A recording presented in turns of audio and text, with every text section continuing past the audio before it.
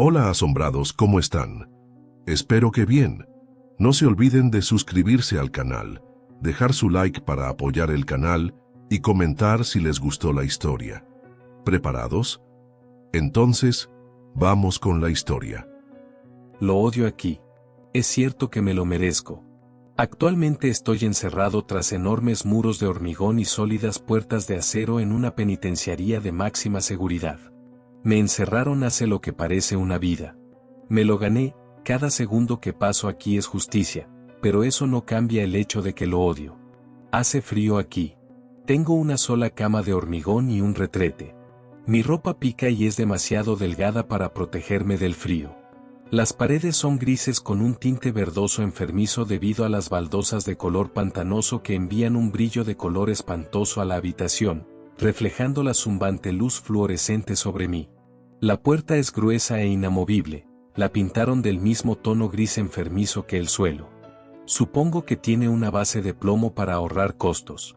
Quizás si la lamo suficientes veces, pueda matar suficientes células cerebrales para olvidar que estoy aquí. No tengo compañero de celda, como muchos que son percibidos como riesgos extremos. Afortunadamente, todavía puedo tener tiempo afuera y ducharme sin ser supervisado por completo. Es más de lo que puedo decir de muchos aquí. Mi único bien es mi papel higiénico y mi diario. Me gané el diario a través de mucho trabajo y buen comportamiento. El lápiz con el que escribo es opaco y no tiene borrador, como el de un golfista que solía llevar marcadores. Se me permiten 4 horas al día con él. Si al lápiz le faltan piezas o hay rasgaduras extensas en las páginas, lo perderé al día siguiente, así que cumplo.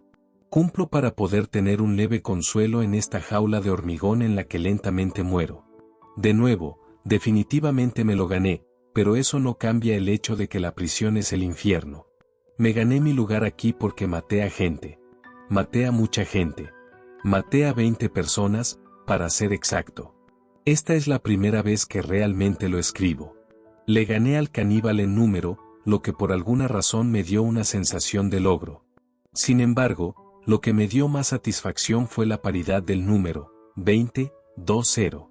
2-0. Pare inmaculado. Mi compulsión lo hizo de esta manera. 21 habría hecho que ser arrestado fuera un infierno. 15 habría estado bien, pero 20 era mucho más limpio. Incrementos de 5. Siempre incrementos de 5. A veces, durante una compra, tenía un chicle para tener 20 o 10 o 30 artículos. Sin embargo, en el caso de los asesinatos, era mucho más intenso. El problema era la comezón que sentía en el medio. Era un dolor molesto en mi mente de 1 a 4 y de 6 a 9. La comezón no era tan mala durante los 5, pero los 10 eran lo mejor. Sin embargo, ese número eventualmente atraería atención. El número es en parte lo que me atrapó, pero tenía que rascarme la comezón, por así decirlo. Me hizo empatizar con los vampiros en las viejas historias de terror. La sensación de una sed dolorosa que no puede ser saciada. Es de pesadilla. El nombre se mantuvo fiel a mi edad, 40. Terminé a los 40, lo que me hizo sentir contento. Odiaba no tener una edad par. Podía reprimir los malos sentimientos cuando mi edad terminaba en 5, números más pares, pero siempre tenía malos años con unos 7 y 9. Me desvío. Entiendo que es un comportamiento anormal, pero es una compulsión. La tengo controlada para que la mayoría nunca se dé cuenta en una rutina diaria. Tengo que recordar en estas páginas porque no tengo forma de volver. Comenzó hace muchos años y el impulso solo creció a partir de ahí. La primera vez que maté fue interesante. Debería haber sentido la necesidad de matar de nuevo de inmediato, como lo hice en años posteriores, pero no lo hice. Dicen que la enfermedad mental empeora con la edad. Supongo que eso es lo que me impidió volver a actuar tan pronto, pero no estoy seguro. La primera vez que maté fue bastante deslucida.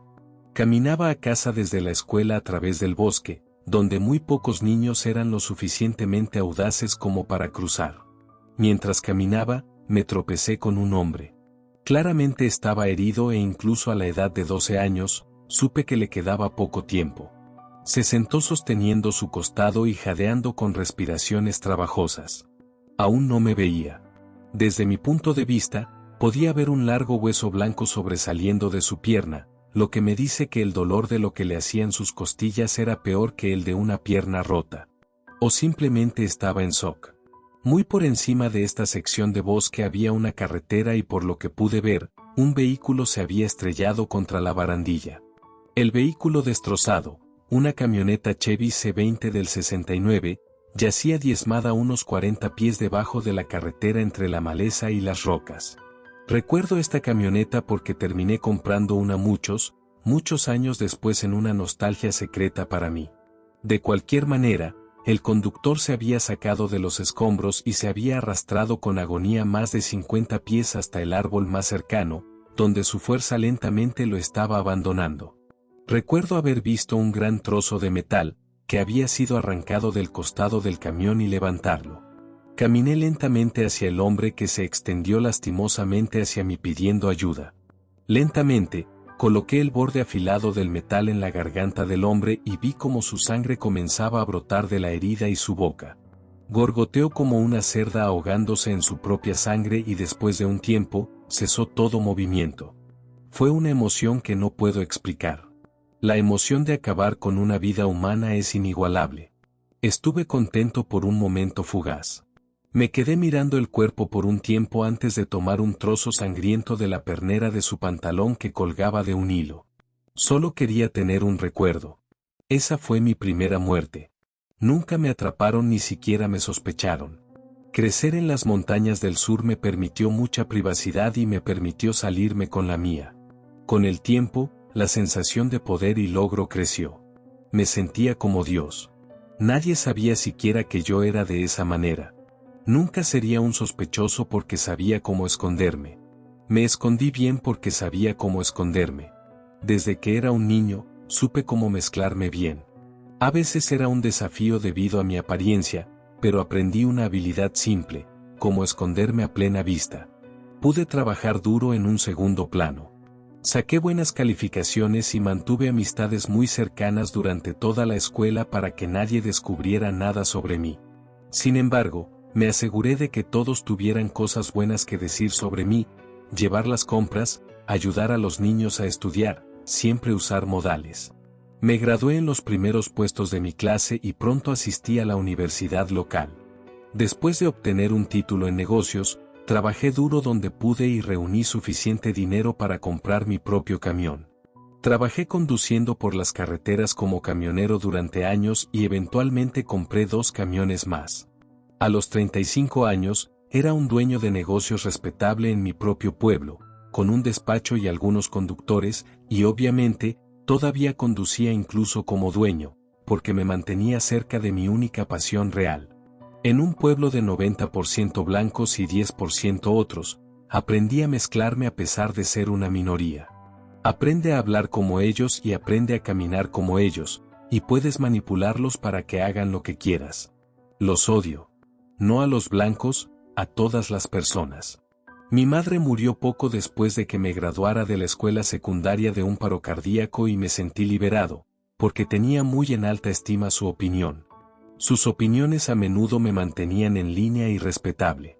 Cuando ella murió, fui libre de perseguir mis propios intereses. Mi padre, aunque un buen hombre por derecho propio, nunca tuvo mucho peso en mis acciones, así que caminé por el camino que elegí para mí mismo a pesar de lo que sus sentimientos pudieran ser. De cualquier manera, me languidecí por un tiempo después del primer asesinato. El impulso creció lentamente. Para la escuela secundaria, me mantenía atento a otra oportunidad de apagar una vida. Finalmente, ese día llegó. La segunda vez que asesiné fue igualmente poco inspiradora. Me encontré en una fiesta de graduación y toda la clase de último año estaba bebiendo mucho, todos excepto yo, claro. Estábamos en la casa de una estudiante más adinerada que había mantenido un expediente impecable durante la escuela secundaria y preparatoria y quería salir de una manera en la que pudiera salir de su caja proverbial. Aprendí 2 cosas esa noche. La primera fue que una joven educada y con buenos modales no era diferente a nadie más en lo que respecta a tener un lado más oscuro. Ella quería ser recordada por una fiesta, no por sus buenas calificaciones, no por sus actos generosos, no por su forma modesta de vestir, sino por una fiesta. Todos tienen un lado oscuro de alguna manera. Esto fue lo primero que aprendí. La segunda fue que si todo el mundo está borracho y bailando en el techo, puedes empujar a cierta joven lo suficientemente discretamente como para enviarla a 3 pisos de altura al hormigón y hacer que parezca un accidente. Aterrizó con un golpe que solo podía ser replicado en mis sueños. Esta fue la primera vez que un asesinato me excitó. No estoy seguro de por qué. Llevaba un bikini de 2 piezas del que supongo que sus padres no sabían nada. La piel era pálida y suave. Su cabello castaño oscuro le caía sobre los hombros y la mirada de total confusión y terror en la cara de la inocencia no tenía precio. La sangre se acumuló de su cabeza y se filtró en su piscina cercana. Se podría decir que me gustaba, pero solo porque ella representaba algo que no existe, la inocencia humana. Cuando su cráneo se estrelló con fuerza contra el pavimento, me excité al instante y tuve que escabullirme para controlarme y robar un recuerdo de la habitación de la chica.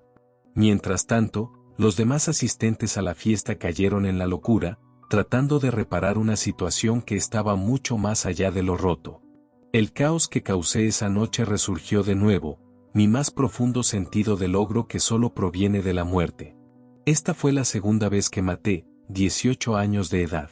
Para cuando me puse en marcha, medía 1.88 metros y pesaba 118 kilos. Siempre me había gustado levantar pesas y trabajar para mi salud en general. Un depredador gordo es un mal depredador. Mantuve este nivel de condición física durante la mayor parte de mi vida adulta. Tuve que hacerlo para perseguir mi pasión. Por supuesto, las cosas tienen una forma de ponerse al día conmigo. Fui encarcelado con una desafortunada montaña de pruebas. No diría que cubrí cada base perfectamente para asegurarme de no ser atrapado, pero sentí que fui lo suficientemente cuidadoso. Supongo que no. En retrospectiva, recuerdo el día en que fui arrestado. Había cumplido 40 años el mes anterior y estaba en la carretera entregando un cargamento de madera contrachapada. Iba al volante de mi camión en una zona rural de Alabama. Estaba tomando una carretera secundaria porque disfruto del paisaje y cuando eres el jefe, tú mismo estableces tu horario. En este punto, había matado a 19 personas y la comezón estaba presente. Tenía que frotarme la nuca cuando pensaba en ello. Necesitaba ser rascada. Necesitaba encargarme de ello. Fue entonces cuando la vi. A kilómetros de cualquier estructura o persona viva, había un Volkswagen Beetle de color azul bebé averiado. Las luces de emergencia parpadeaban y una mujer miraba el compartimento de su motor. La altura de mi camión me permitió escanear tanto su coche como el área que nos rodeaba. Era hierba alta sin cortar y árboles y cubierta de una oscuridad total debido a la noche nublada. No había nadie a kilómetros y kilómetros. Podríamos estar solos juntos. Me detuve detrás de ella con mis luces bajas para no asustarla. Cuando salí del camión, me dirigí a ella. Disculpe, señora, dije con calma. Sé cómo desarmar.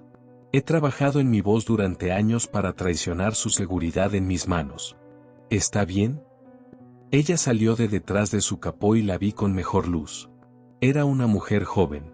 Su ropa estaba raída, pero creo que eso fue intencional. Tenía un cabello oscuro y sedoso hasta los hombros y unas gafas de bibliotecaria negras. Era bonita, lo que era un plus para mí. Considérenlo como una cena, van a obtener su comida, pero cuando incluye postre, es aún mejor. También supe que ella podría completar este ciclo. Podría ser la 20 y yo podría descansar. Sin embargo, era pequeña, por lo que habría poca lucha. Creo que el motor se ha muerto, dijo con una desesperación que estos oscuros bosques ciertamente acentuaban bien. Ella solo quería salir del peligro. No sabía que yo podía dárselo. Puedo llevarla. Soy el dueño de esta compañía, así que puedo hacerme el tiempo. No quería sonar presuntuoso, pero sabía que al hacerme pasar por el jefe, eliminaría la mentalidad de camionero espeluznante. No sé, dijo. Le prometo, insistí con mi mejor voz de Sip Piti Duda, la llevaré directamente a la ciudad y podemos encontrarle un teléfono. Mi esposa me mataría si dejara a una joven varada en el bosque. No estaba casado, pero esa es otra forma de desarmarla. Un cónyuge siempre hace que un hombre sea menos peligroso. O al menos, así lo pensaba ella. Está bien, dijo con su miedo traicionando su escepticismo. Gracias. Le abriré la puerta. Mientras caminaba hacia el lado del pasajero, le mantuve la puerta abierta. Cuando dio su primer paso para subir, la agarré por el tobillo y la jalé directamente hacia abajo con toda la fuerza que pude. Su mandíbula se conectó con las escaleras de metal tachonadas con toda su fuerza. Supe que se había roto algunos dientes por el crujido que emanó de su cráneo. Ella cayó sin fuerza al suelo y la levanté sobre mi hombro. Ella no se movió lo suficiente como para que yo agarrara una llave de tubo grande de mi camión. Pude sentir la sangre tibia de su cráneo fluyendo por mi hombro. La llevé a la yerba alta, justo fuera de la vista. Tomé la llave de tubo y comencé a golpearla. Luchó por gritar debido a su mandíbula destrozada. La golpeé en su bonita cara una y otra vez y otra vez y otra vez y otra vez y otra vez y otra vez y otra vez y otra vez y otra vez y otra vez y otra vez y otra vez y otra vez. Cuando terminé en todos los frentes, le quité la cartera de sus pantalones. Hannah, creo que se llamaba. Tomé sus gafas que se cayeron cuando su cara chocó con mi camión y evitaron la ira de la llave de tubo. Tenían su nombre grabado en el interior de la patilla. Conduje, dejando la escena por completo. Tuve que volver a entrar en la carretera en algún momento y vi luces en mi espejo. Me habían detenido antes, incluso una vez con un cuerpo en la parte trasera, así que no estaba preocupado. El oficial caminó hacia el lado y me llamó. «¿Williams?», me preguntó con un semblante ilegible. «Sí, señor», respondí fríamente, sosteniendo mi identificación y los papeles del camión y la entrega.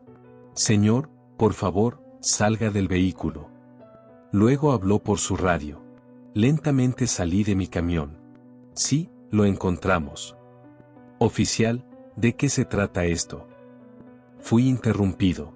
«Señor, por favor, dese la vuelta y ponga las manos detrás de la espalda». «¿Por qué?», exigí.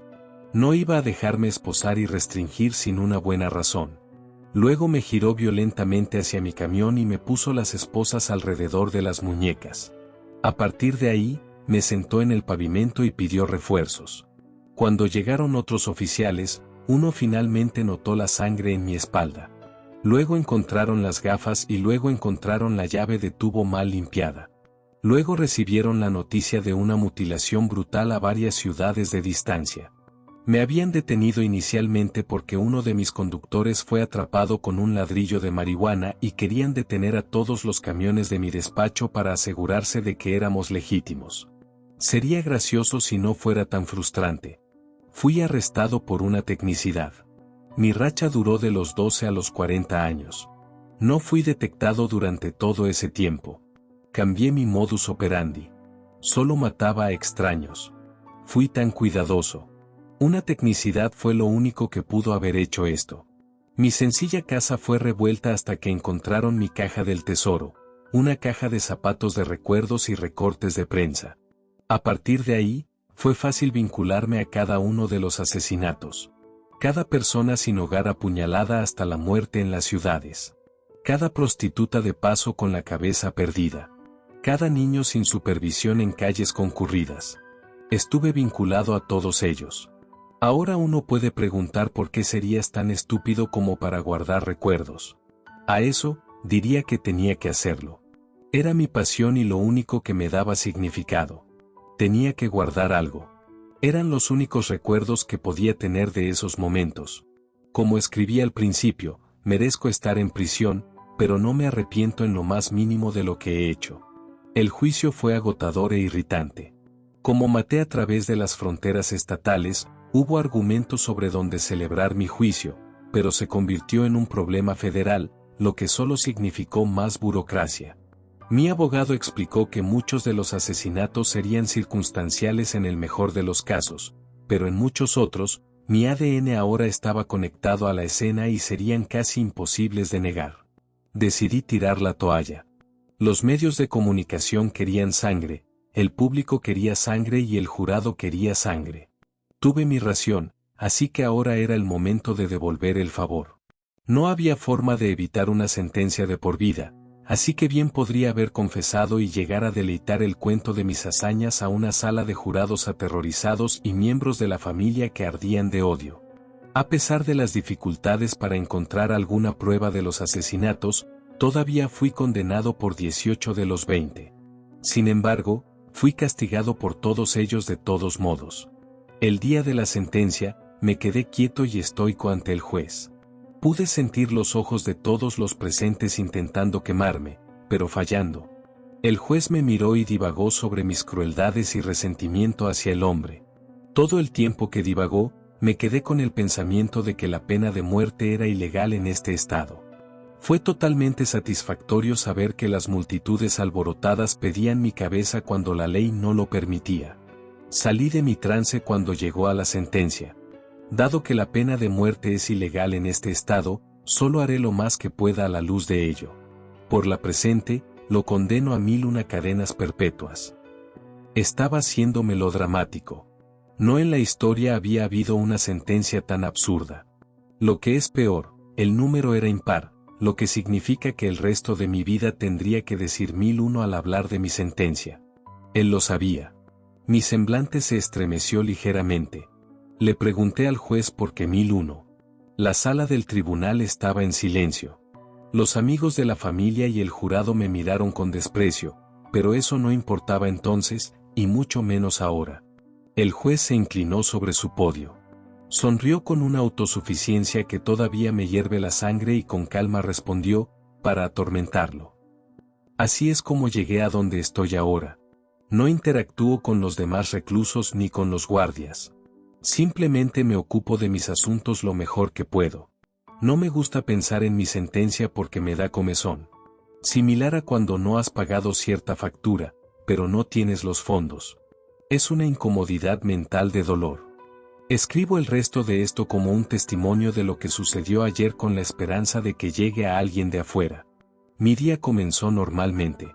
Sonó una campana fuerte y me puse de pie. A partir de ahí, mi puerta se abrió y caminé hacia la instalación de duchas. Traté de ponerme al final de la fila para obtener el mayor tiempo fuera de mi celda. También me gusta mi privacidad, los reclusos aquí son insufribles. Son criminales sin educación que no tendrían vida fuera de estos muros. Mis compañeros reclusos negros me hicieron la vida imposible por ser un loco, ya que los asesinos en serie afroamericanos se consideran una anormalidad.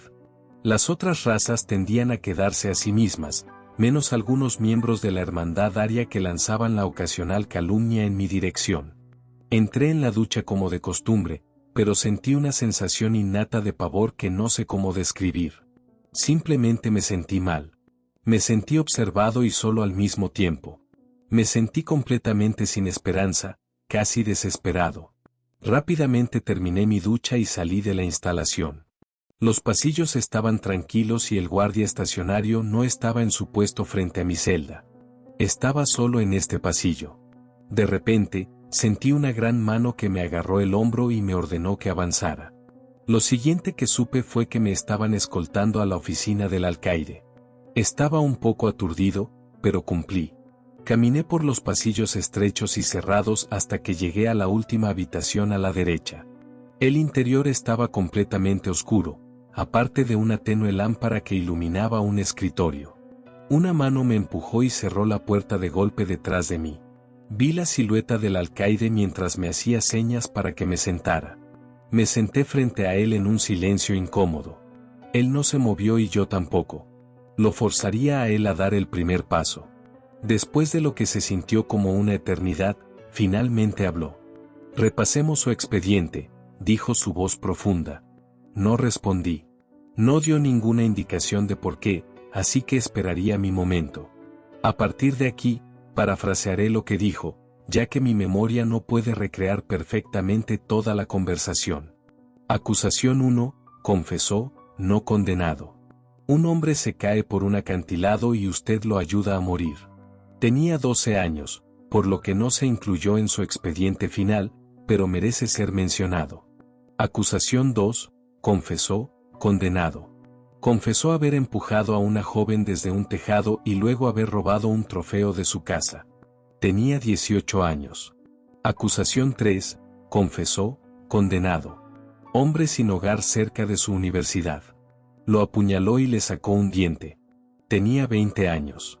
Acusación 4, confesó, no condenado. Afirma haberle disparado a una prostituta en Texas.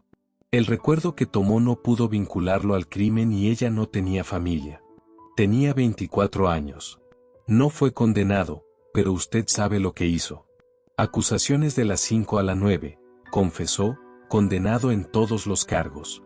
Mató a 5 trabajadoras de carretera antes de cambiar su modus operandi.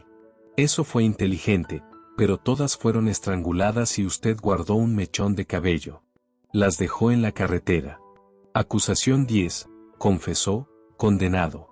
Tomó a un niño de 12 años perdido y lo ahogó. Se quedó con su retenedor. Le iba bien en la vida en este punto, pero el asesinato todavía lo llamaba, ¿verdad? Acusación 11, confesó, condenado.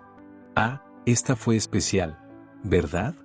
La empleada de la gasolinera a la que acechó por un tiempo, la siguió a casa y se metió a la fuerza. Se tomó su tiempo y lo hizo bien. Rompió su racha perfecta y usted la iba a hacer pagar, ¿verdad? Guardó un mechón de su cabello como una muestra de su afecto. Acusación 12, confesó, condenado. Tomó a un joven de su club local en Missouri. Lo estranguló en el momento en que la puerta se cerró, lo cortó en pedazos y se quedó con sus dientes. Acusaciones de la 13 a la 17, confesó, condenado en todos los cargos. La fase de los autostopistas. Aquí parece que quería cerrar la brecha. Se volvió descuidado. Dejó muchas pruebas, supongo que porque eran vagabundos no importaría. Acusación 18, confesó, condenado. Mató a la ama de casa en Florida. Estaba de vacaciones en ese momento. La vio, y simplemente tuvo que hacer algo. Esperó a que su esposo se fuera y se lo pasó bien. Otra violación y estrangulamiento. Se llevó su collar empapado en sangre. Acusación 19, confesó, condenado. Vio a un corredor una mañana y lo siguió en su camión. Cuando conoció su rutina, esperó en los arbustos hasta que pasó. Lo mató con un martillo y se quedó con uno de sus zapatos. Acusación 20, confesó, condenado. La que lo derribó. No pudo resistirse a ella. Fue demasiado descuidado, demasiado excitado. Ahora está aquí. Le quitó las gafas y le destrozó la cabeza. ¿Sabe cómo lo llaman?, preguntó incrédulo. Estaba furioso. Él pastoreó por completo mi trabajo. Había hecho tanto y él lo pasó por encima como una columna de obituarios. Lo miré fijamente en la oscuridad antes de responder, el asesino de la búsqueda del tesoro. Odiaba ese nombre. Me llamaron el asesino de la búsqueda del tesoro porque mis asesinatos abarcaron distancias tan lejanas y yo coleccionaba objetos extraños y desconectados. De nuevo, mis trabajos y esfuerzos se redujeron a una broma. Todavía me enferma. El alcaide habló de nuevo. ¿Lo lamenta? Me senté por un momento antes de responder. ¿Importaría? Se rió con una risa profunda y ronca. No, dijo, acomodándose, supongo que no. Continuó, realmente no lo entiendo. Era un hombre muy inteligente, sano y elocuente. ¿Por qué demonios tiraría eso por la borda? Me senté en un silencio enojado. Me negué a darle a este hombre la satisfacción de una respuesta. ¿Cree en Dios?, preguntó el alcaide, su tono ahora había cambiado. Me mordí la lengua antes de responder, no. Qué lástima, respondió laxamente, como si mi respuesta realmente no importara. Eso no haría que lo que estoy a punto de decirle sea mucho mejor. Esperé a que continuara. Su sentencia está siendo conmutada. Levanté una ceja con incredulidad. ¿En serio? Sí. Se sentó quieto, a la sombra, pero supe que estaba sonriendo. ¿Qué tiene eso que ver con Dios? Supe que debería haber tenido preguntas mucho más importantes que hacer en ese momento, pero era curioso. Asumí que quería decir que debería estar agradecido. Bueno, dijo, su voz arrastrándose, eso haría que la siguiente parte sea más fácil. Usted falleció esta mañana, hijo. Antes de que pudiera responder, su mano arrojó algunas fotos frente a mí. Era yo. Yacía cubierto de sangre en el suelo de la ducha. Por lo que se veía, me habían apuñalado. Sí, el alcaide, o quien quiera que pensara que era el alcaide, habló. Algún tipo ario quería demostrar su poder apuñalando a un asesino en serie hasta la muerte en la ducha. Sin embargo, no funcionó, ya que lo atraparon y lo más probable es que esté en confinamiento solitario hasta que le haga un daño irreparable, si eso es un consuelo. Lo miré fijamente. Miré las fotografías. Simplemente no podía aceptarlo. Esto es absurdo. Me sentí insultado ante la perspectiva. Sé que es extraño, pero escúcheme, se sentó erguido, listo para presentar su caso. ¿Sabe lo que son los universalistas? No. Bueno, continuó sin perder el ritmo, básicamente, afirma que todos entran al cielo, incluso si no son necesariamente de su denominación. Esto ha sucedido, yo estaba listo para reír. ¿Y una broma? No, mira, esas son las malas noticias, continuó. Católicos, musulmanes, algunos budistas, y verán, ellos creen en un plano temporal, así que también tienen razón. Verán, todos finalmente siguen adelante, pero antes de que alguien pueda seguir adelante, deben resolver todas sus obligaciones y juicios terrenales. Antes de que pudiera comentar, recuperó el aliento y explicó más a fondo, usted murió esta mañana. Cumplió una de sus 1001 cadenas perpetuas. Bienvenido a la número 2. Me puse de pie. Esto no es gracioso. Me voy. No pude moverme. Me quedé congelado en mi lugar, incapaz de usar mi cuerpo. Sentí como si mis ojos estuvieran siendo forzados hacia el asiento.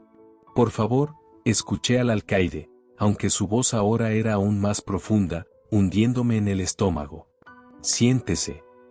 Regresé a mi asiento con una sensación que era nueva para mí, miedo. No, continuó, su voz había vuelto a la normalidad. Usted no está muerto. Solo comenzó otra sentencia. Todo volverá a la normalidad cuando se vaya. Cuando lo despida, se irá de aquí y volverá a su litera. ¿Entiende? Asentí, aún aturdido por lo que sabía que era verdad. Su voz, el inexplicable rojo que sentí esa mañana. Salí de la oficina del alcaide ese día sintiendo una desesperanza que nunca había conocido. La prisión era la misma, pero no lo era. Era más solitaria, más oscura. Y eso se siente como una eternidad. He aprendido desde entonces. La primera vida no significa desde la edad en que te encarcelan. Esperaba una cadena perpetua de 40 años, pero después de hablar con algunos otros reclusos que cumplen como yo, a quienes veo a veces esporádicamente, aprendí que varía en algún lugar de 80 a 120 años. Varía, pero siempre es de al menos 80. Supongo que los guardias no se dan cuenta después de cierto punto. También asumo que no se dan cuenta de que nunca parecemos irnos. Inexplicable, pero eso es lo que está sucediendo. Segundo, cada vuelta te cambia. Los prisioneros no te notan. Los otros como tú tienen menos palabras. Los guardias siempre parecen estar fuera de la línea de visión. Incluso cuando interactuarían, eran como sombras fugaces. Me estoy rompiendo mentalmente. Entraré en las duchas y veré a alguien afeitándose, incluso hablaré con él extensamente. Sin embargo, cuando gire en un pasillo o cierre la puerta del cubículo, se habrá ido cuando regrese. Luego, aprendí que el suicidio no funciona. Aprendí de la misma manera que todos los reclusos aquí como yo lo hacen. Me corté las muñecas y solo me dolieron durante una semana. Tragué lejía y tuve un miserable dolor de estómago, pero no morí. Me ahorqué y me ahogué y me agité, completamente consciente durante 8 horas seguidas, hasta que un guardia me encontró mientras traía mi desayuno a la mañana siguiente. Aprendí que ser asesinado disminuye el tiempo, pero asesinar lo suma, por lo que nadie en el corredor de la muerte intenta asesinar aquí. Finalmente, escapar no es una opción.